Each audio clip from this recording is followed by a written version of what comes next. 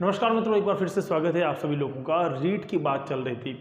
रीट कक्षा के अंदर हमने एक नया टॉपिक चालू किया था और वो था शिक्षण विधियाँ। काफ़ी लोगों की डिमांड थी कि शिक्षण विधियाँ पढ़ाई जाए। अब मैं शिक्षण विधियाँ ही पढ़ा रहा हूँ, साथ साथ में 12वीं कक्षा के जो वीडियो हैं उनके साथ में प्रजनन तंत्र वाला टॉपिक भी जारी है। तो आप लोग एक तरफ पढ़िए शिक्षण विधियाँ और दूसरी तरफ आपको तैयारी करनी है जो आपका सिलेबस है उसके अकॉर्डिंग। अब ये किसके लिए उपयोगी है, मैंने पहले ही कहा है, रीट फर्स्ट लेवल और सेकंड लेवल दोनों के लिए उपयोगी है। शुरुआती दौर के अंदर जो रीट सेकंड लेवल में, या यूँ कहूँगा कि जो सामाजिक विज्ञान के विद्यार्थी हैं उनके लिए भी ये उपयोगी रहेगा। अब जो कि हम नवाचार पढ़ रहे थे, नवाचार के अंदर हमारे पास में एक आता है अभिक्रमिक अधिगम। अभिक्रमिक अधिगम, अधिगम, अभिक्रमिक अधिगम, इस पर हमें चर्चा करनी थी। अभिक्रमिक अधिगम क्या है, अगर इसको एक अपन समझने की कोशिश करें पूर्ण रूप से, तो इसके लिए अपन एक डेफिनेशन यूज करेंगे कि अभिक्रमिक अधिगम क्या होता है। जो अध्ययन सामग्री है, अध्ययन सामग्री जिसे अपन सहायक सामग्री के नाम से भी जानते हैं, अध्ययन सामग्री के जो व्यवस्थित पद हैं उनको छोटे छोटे पदों में एक व्यवस्थित रूप प्रदान कर देना ही क्या होगा, हमारे पास में क्या हो जाएगा, अभिक्रमिक अधिगम हो जाएगा। यानी कि जितनी भी अधिगम के लिए अध्ययन सामग्री है, अधिगम सामग्री का व्यवस्थित छोटे छोटे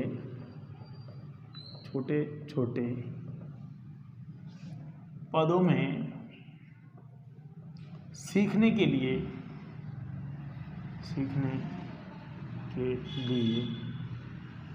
उपयोग करना। यहाँ पर क्या शब्द आया, एक तो आया है अध्ययन सामग्री, एक आया है व्यवस्थित, है ना, और दूसरा हमारे पास क्या है, पदों को सीखने के लिए। जो पद हैं वो कैसे हैं, तो छोटे छोटे पद हैं, है ना, स्टेप बाय स्टेप पद होंगे, छोटे छोटे से पद होंगे। उनको अगर अपन उपयोग करते हैं वो क्या कहलाएगा, अभिक्रमिक अधिगम कहलाएगा। यानी कि अगर किसी भी एक फ्रेम को या एक पद को हमने जब पूरा कर लिया तो हम किस में जाएंगे, दूसरे पद के अंदर प्रवेश करेंगे। दूसरा पद अगर पूर्ण हो जाता है तो हम तीसरे पद में प्रवेश करेंगे। इस प्रकार की जो पद व्यवस्था है इसे हम क्या बोलेंगे, अभिक्रमिक अधिगम कहेंगे। ध्यान देखना, अभिक्रमिक अधिगम है क्या है, तो यानी कि मैं ये कह सकता हूं, यह विधि ज्ञात से अज्ञात की ओर है, अध्ययन है। देखिए मैं क्या बात बोल रहा हूं, हम लोग किसकी बात करेंगे, ज्ञात से अज्ञात, ठीक है। यानी कि अधिगम की जो यह विधि है वो कैसी है, ज्ञात जो चीज हमको है उससे हम किस तरफ जा रहे हैं, अज्ञात की ओर। कुछ एग्जांपल लेके इसको समझने की कोशिश करते हैं तो आप बड़े आसानी से समझ पाएंगे। छोटे बच्चों को आपने देखा होगा, बिल्कुल छोटे बच्चों की बात कर रहा हूँ, शुरुआत दौर में आपने देखा होगा जब किसी छोटे बच्चे को सिखाया होगा तो उसे गोला बनाना सिखा देते हैं। बच्चा गोला बनाना सीख जाता है, फिर उसके बाद में हम उसको कहते हैं कि इस तरह से दूसरा गोला बनाइए, ये भी सीख जाएगा बड़े आसानी से। बच्चे को मज़ा आता है आठ बनाने में सबसे।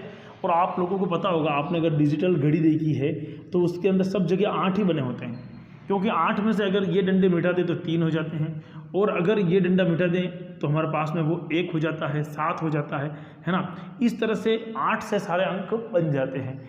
अब आपने उस बच्चे को ये डंडा दिखाया, ये सिखाया और ये डंडा सिखाया, इधर से आपने मिटा दिया, अब उसको कहा कि ये अ से अनार हो गया। तो बच्चे को जो चीज़ें ज्ञात थी उससे आपने अज्ञात की ओर बात को समझाना प्रारंभ किया। तो ये क्या हो जाएगा, किस प्रकार का होगा, अभिक्रमिक होगा। अधिगम जो है वो किस प्रकार का होगा, अभिक्रमिक अधिगम होगा।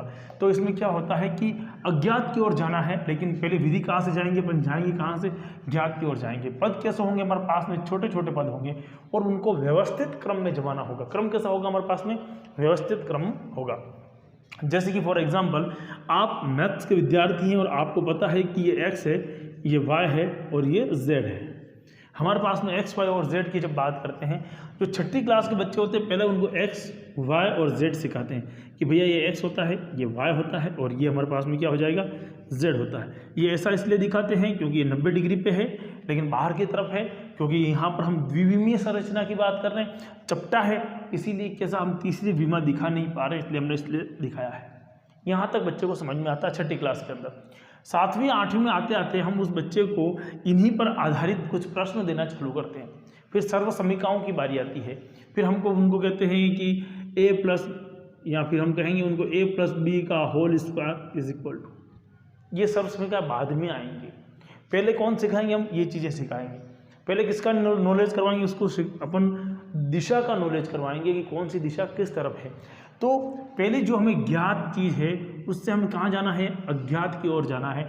जिन चीज़ का हमें पता है उसकी ओर हमें क्या ले जाना पड़ेगा, जिस चीज़ का नहीं पता है उसकी ओर जाएंगे। और जब आप देखिए किसी व्यक्ति ने पूछा था दूसरे व्यक्ति को कि हमें इस मार्ग पर जाना है, क्या ये मार्ग या वो फला स्थान कहाँ पर है।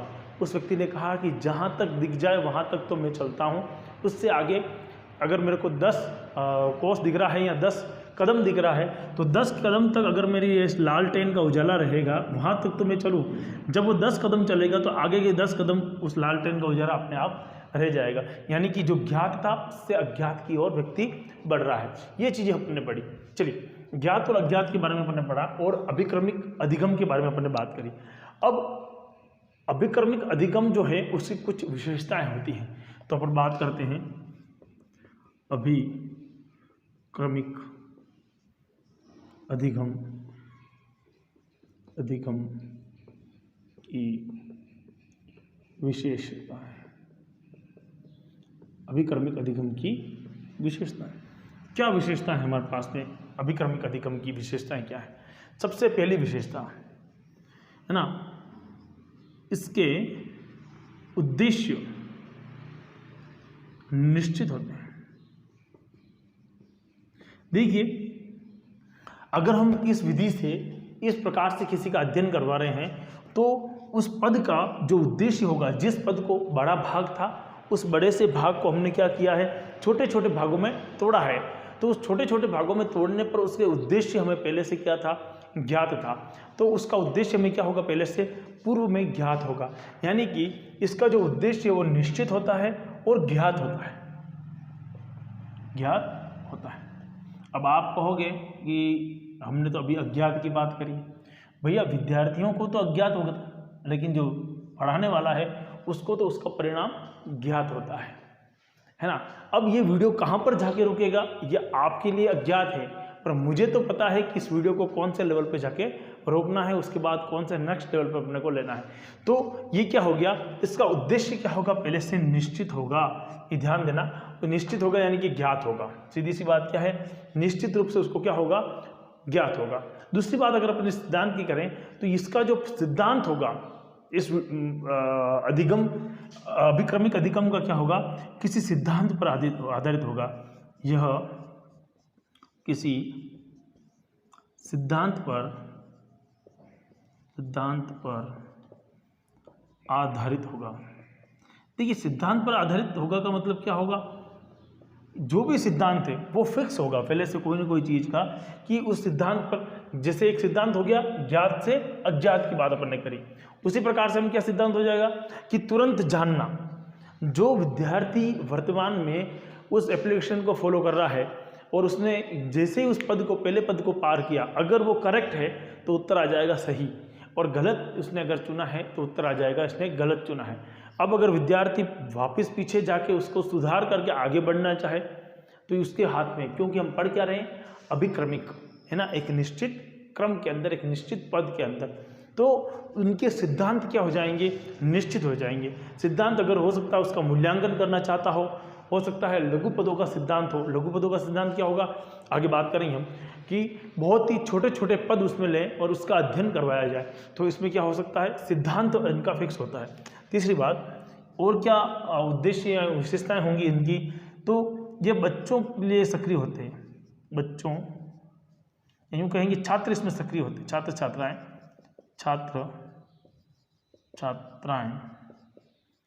सक्रिय होते हैं। सीधी सी बात है, अगर सक्रिय नहीं होंगे तो उनके द्वारा जो भी उत्तर आएगा वो क्या हो जाएगा, गलत हो जाएगा। अगर बच्चों के द्वारा जो उत्तर है वो गलत हो जाएगा तो फिर मतलब नहीं रहेगा। तो उनको सही करना है किसी भी हालत में, इसलिए छात्र छात्राएं क्या होंगे, सक्रिय होंगे। एक और बात है, देखिए हमने ये बात कर ली कि उनके उद्देश्य निश्चित है, उनके सिद्धांत निश्चित है ना, और उसमें क्या होगा, एक तो छात्र छात्राएं सक्रिय होंगे और फिर हमारे पास में होगा पुनर्बलन दिया जाता है।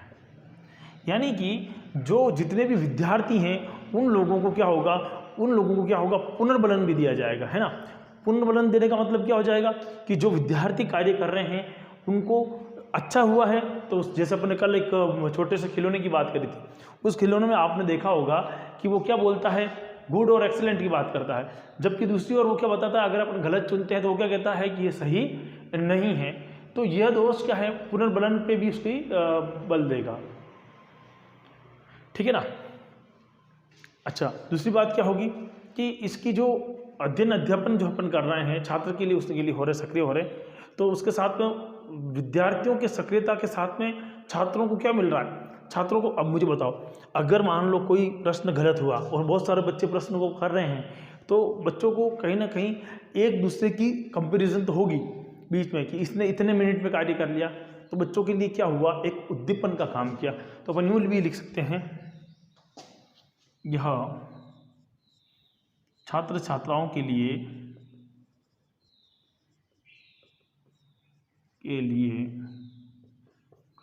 उद्दीपन का कार्य करता है, उद्दीपन का कार्य करता है। अच्छा, इसी के साथ साथ में ये था 5वां पॉइंट, है ना। इसी के साथ साथ में अध्यापक की जो भूमिका है ना, कम हो जाएगी। अध्यापक केवल सहायक होगा और भूमिका कम लेकिन महत्वपूर्ण हो जाती है।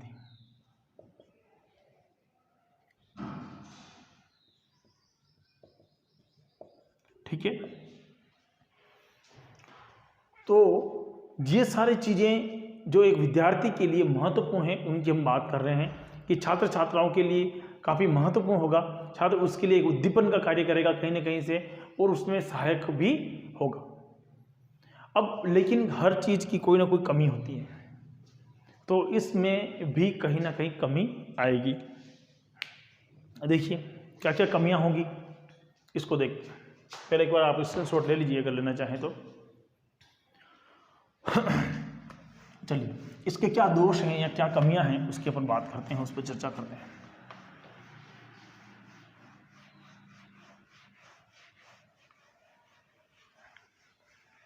पहली बात, दोष की अगर अपन बात करें तो प्रशिक्षित, है ना। मतलब प्रशिक्षित का मतलब क्या हो गया, जो पूर्ण रूप से दक्ष है, यानी कि दक्ष अध्यापक की आवश्यकता है। ऐसे अध्यापक की आवश्यकता होती है जो पूर्ण रूप से अपने अध्ययन अध्यापन में दक्ष हो। अब कई बार क्या होते हैं, जो अध्यापक काफ़ी दक्ष हैं पढ़ाने में, लेकिन उनको टेक्नोलॉजी नहीं आती, है ना। आपने देखा होगा आपकी क्लासरूम में या कहीं पर भी, जो पढ़ाने में बहुत अच्छे टीचर हैं, आपको बहुत अच्छा समझ में आता है उनसे, पर उनको टेक्नोलॉजी से कुछ भी नहीं आता। अब उनको कई बार आपने खुद ने व्हाट्सएप चलाना सिखाया होगा। तो ऐसे जो होते हैं, अब वो जो उन कामों में भी दक्ष नहीं है, उनके लिए क्रमिक रूप से अधिगम कराना बहुत ही कठिन कार्य होगा, है ना।